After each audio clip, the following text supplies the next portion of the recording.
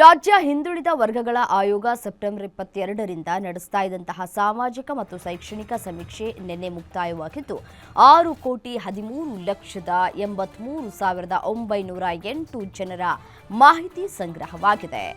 ರಾಜ್ಯದಲ್ಲಿ 6,85,38,000 ಜನರು ಇರಬಹುದು ಅಂತ ಅಂದಾಜಿಸಲಾಗಿತ್ತು. ಆದರೆ 6,13,00,000 ಜನ ಮಾತ್ರ ಗಣತಿ ವೇಳೆ ಮಾಹಿತಿಯನ್ನು ನೀಡಿದ್ದಾರೆ. 4,22,258 ಕುಟುಂಬಗಳು ಮಾಹಿತಿಯನ್ನು ನೀಡೋದಕ್ಕೆ ನಿರಾಕರಿಸಿವೆ. ಅಲ್ಲದೆ 34,49,681 ಮನೆಗಳು ಖಾಲಿ ಇವೆ.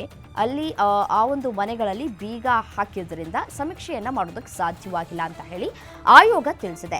ಮನೆ ಸಮೀಕ್ಷೆ ನಿನ್ನೆ ಮುಕ್ತಾಯವಾಗಿದ್ದರೂ ವಿವಿಧ ಕಾರಣಗಳಿಂದ ಸಮೀಕ್ಷೆಯಲ್ಲಿ ಭಾಗವಹಿಸುವುದಕ್ಕೆ ಸಾಧ್ಯವಾಗದವರಿಗೆ ಆನ್ಲೈನ್ ಮೂಲಕ ಮಾಹಿತಿಯನ್ನು ಹಂಚಿಕೊಳ್ಳುವುದಕ್ಕೆ ಅವಕಾಶವನ್ನ ಈಗ ಕಲ್ಪಿಸಿಕೊಡಲಾಗ್ತಾ ಇದೆ. ನವೆಂಬರ್ 10ರವರೆಗೆ ಆನ್ಲೈನ್ನಲ್ಲಿ ಅವಕಾಶವನ್ನ ನೀಡಲಾಗಿದೆ.